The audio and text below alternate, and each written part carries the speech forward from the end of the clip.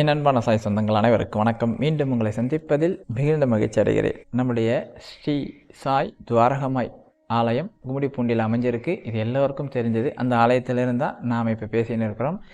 வருகின்ற மகா சிவராத்திரி அன்று, மகா சிவராத்திரி எப்பவுமே ஒரு சிறப்பான நாள். அது உங்களுக்கு தெரியுமா தெரியாது. அந்த சிவராத்திரி நம்ம உடம்புல எனர்ஜிகளை வர வைக்கும். உண்மையிலே அந்த சிவராத்திரியை நாம் கடவுள் முன்னாடி உட்காந்து நாம் என்ன வேண்டுதல் வச்சாலும் அதை நிறைவேற்ற கொடுக்கக்கூடிய சக்தி அந்த ராத்திரிக்கு இருக்குது. அதனால தான் மகா சிவராத்திரி. எவ்வளோ ராத்திரி வருது, சிவனோட ராத்திரி மகா சிவராத்திரி. அன்னைக்கு நாங்கள் ஷீரடியில் இருக்கிற ஸ்ரீ துவாரகமாய ஆலயத்தில் உட்காந்து, ஷீரடியில் போயிருப்பீங்க நிறைய பேர், ஷீரடியில் இருக்கிற துவாரகமாய ஆலயத்தில் உட்காந்து சாய் சச்சரிதம் பாராயணம் பண்ண போகிறோம். உங்களுடைய பிரார்த்தனைகளையும் அனுப்பி வைங்க. ஏன்னா சச்சரிதம் படித்துக்கொண்டே பாபா கிட்ட நம்ம பாராயணம் பண்ணிவிட்டு அப்பா கிட்ட நம்ம பிரார்த்தனை நடத்தா கண்டிப்பாக அப்பா அந்த பிரார்த்தனை நிறைவேற்றி தருவார். இந்த முறை எங்களுக்கு பாபா அந்த வாய்ப்பை கொடுத்துருக்கிறார். நம்முடைய ஸ்ரீ துவாரகமாய ஆலயத்தில் எப்பயுமே சிவராத்திரி அன்னைக்கு நம்ம 12 மணி வரைக்கும் சச்சரிதம் படிப்போம். ஆனால் பாபா இந்த வருடம் எங்களை ஷீரடிக்கு வர வச்சிருக்கிறாரு. ஷீரடியில் துவாரகமாய ஆலயத்தில் அங்கே உட்காந்து சச்சரிதம் பாராயணம், மிக சிறப்பான பாராயணத்தை அங்கே நடத்தி கொடுப்பாரு. உங்களுடைய பிரார்த்தனைகள் கண்டிப்பாக அனுப்பி வைங்க. ஏன்னா பாபா சிவனாக காட்சி கொடுத்துருக்கிறார் மேகாவுக்கு. சிவனின் ரூபமே நிறைய பேர் சொல்லுவாங்க.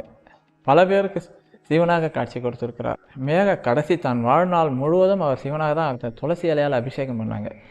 மகா சிவராத்திரி அன்னைக்கு நாம் வீட்டில் என்ன பண்ணணும் என்பது நிறைய பேருக்கு ஒரு சின்ன சந்தேகம் வந்துச்சு. சாய்னா என்ன பண்ணலாம் வீட்டில்?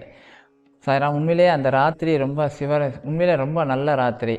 அன்றைக்கி நீங்கள் குறைஞ்சது ஒரு 12 மணி வரைக்குமாவது சத்குரு முன்னாடி உட்காந்து சாய் சச்சரிதம் படிங்க.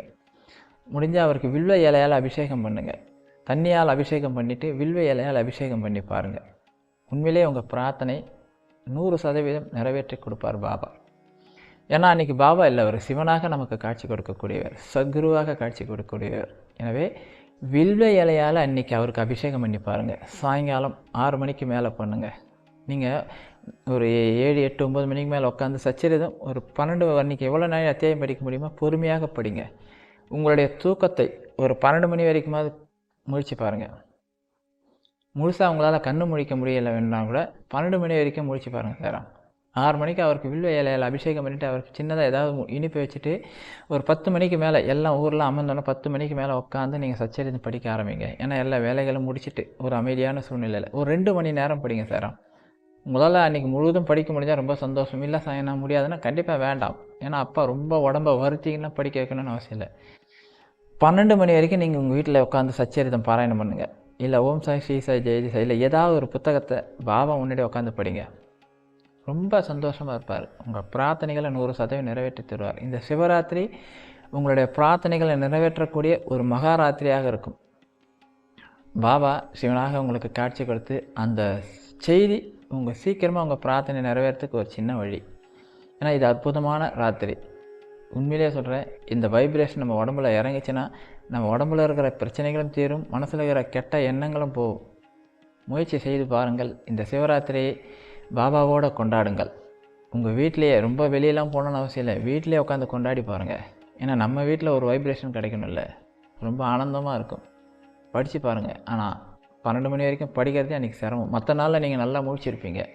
இது சத்தியமான வார்த்தை. நீங்கள் அன்றைக்கி 12 மணி வரைக்கும் உங்களால் முழிச்சிக்கவே முடியாது. ஏன்னா நம்மளுடைய கர்மாக்கள் நம்மளை அந்த மாதிரி தடுக்கும்.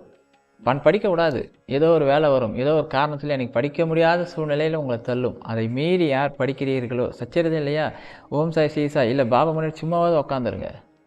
எதுவுமே படிக்க முடியல, சும்மா உட்காந்து அவரை பார்த்து கும்பிட்டுக்கிட்டே இருங்க. உங்கள் வாழ்க்கை மாறும். ஆனால் பாபாவை பாருங்கள். அன்னைக்கு உங்களுடைய வாழ்க்கையை மகா சிவராத்திரி அன்னைக்கு மிகப்பெரிய பிரகாசமாக மாற்றக்கூடிய நாள். அதை பயன்படுத்தி கொள்ளுங்கள். உங்களுடைய பிரார்த்தனைகள் அனுப்பி வைங்க. நாங்கள் துவாரகமாயில் உங்களுக்காக பிரார்த்தனை பண்ணுறோம். எல்லோருடைய பிரார்த்தனை நிறைவேறணும்னு சொல்லி நாங்கள் எல்லாரும் வேண்டிக்கிறோம். சாய்ராம். ஓம் சாய்ராம்.